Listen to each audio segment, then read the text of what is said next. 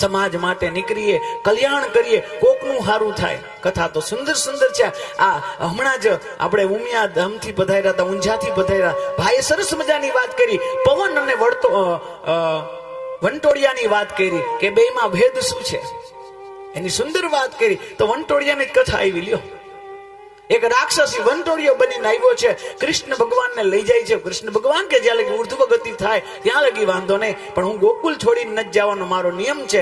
એક વખત ગોકુલ છોડીશ પછી હું પાછો નહીં આવું. આ ભગવાનના 5 નિયમમાંથી એક નિયમ છે. ભગવાનનો પહેલો નિયમ છે કે ભગવાન કે હું પાદુકા નહીં પહેરું. ગોકુલ વૃંદાવન વ્રજની અંદર જ્યાં સુધી રહીશ ભગવાને પાદુકા નથી પહેરી. એટલે તો વ્રજ રજનો મહિમા છે. આજ પણ ઋષિઓ, સંતો, વૈષ્ણવો વ્રજ રજમાં જાય આરોટે, વ્રજની રજને મુખમાં પધરાવે, મસ્તક ઉપર પધરાવે. એનું કારણ છે સ્વપદ રમણમ, ભગવાને ત્યાં પાદુકા નથી પહેરી. એ ભગવાનનો નિયમ છે. બીજો નિયમ ભગવાન કહે છે હું વાળ નહીં કપાવું. જ્યાં લગી ગોકુલ મથુરા રહ્યા ત્યાં લગી ભગવાને વાળ નથી કપાવ્યા. આ ભગવાનના નિયમ છે. તો ભગવાને કીધું એક વખત હું આ છોડીશ પછી હું પાછો નહીં આવું. તો જયારે ગોકુળમાંથી લઈને લઈ જાય છે, ભગવાને કીધું મારો નિયમ નો તોડ, એટલે એનો પણ ઉદ્ધાર કર્યો છે. આ વંટોળિયો એટલે શું? આ વંટોળિયો એટલે શું? આ કોઈ રાક્ષસ છે? તો કે હા. આ શું કરે? આ વંટોળિયો આવે, આ રાક્ષસ આવે એટલે શું થાય? આહા, વંટોળિયો આવે ને એટલે જોવો તમે, આ વાવાઝોડું આવે ને તો નીચેની જે રજુ છે ને એ ઉપર ચડે. રાત્રિનામાં તો અંધારું હોય, પણ વંટોળિયો આવે ને વાવાઝોડું હોય તો દિવસમાં અંધારું કરી નાખે.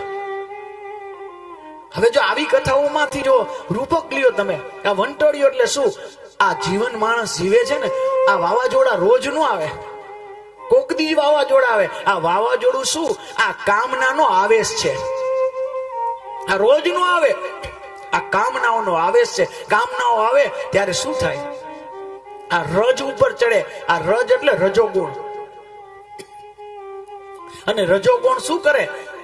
સામે કોણ છે એ દેખાવાનું બંધ થઈ જાય. કામનાઓ જ્યારે મગજમાં ચડે ને ત્યારે સામે કોણ છે એ લોકો ભૂલી જાય. આ રજ ઉપર ચડે, રજથી રજોગુણ. શરીરમાં જ્યારે રજોગુણ આવે ત્યારે વાસના ઉત્પન્ન થાય.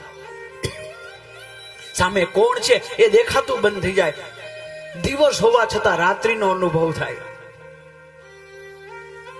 આ ભગવાન આનો વિરોધ કર્યો છે, આનો ઉદ્ધાર કર્યો છે, રજોગુણનો.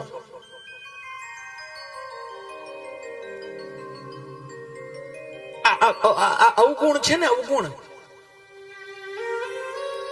એ કદાચ કથામાં બેહો ને તે પછી આવે આવે ને આવે છે.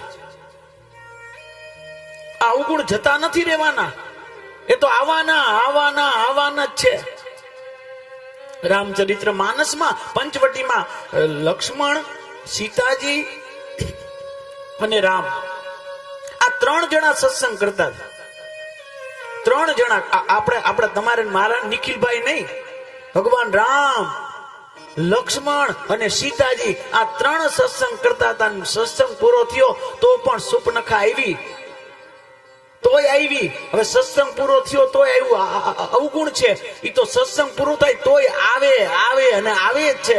કામનાઓ તો જીવન પર્યંત રહેવાની રહેવાની રહેવાની રહેવાની જ છે. તો શું કરવાનું? આવી કામનાઓ જયારે આપણી પાસે આવે તો શું કરવાનું? ઓલો તો લક્ષ્મણ હતો, તો લક્ષ્મણ તો બધું કરીએ કે આપણે શું કરવાનું? આ દોષો શું છે? આ અવગુણો શું છે? એ દાઢી જેવું છે. આ વાળ છે ને માથાના, એ છે. જે માથાના વાળ અને દાઢી કપાવી તો થોડાક ટાઈમ આવી જ જાય. તો શું કરવાનું? સમયે સમયે વાણંદ પાસે જવું પડે.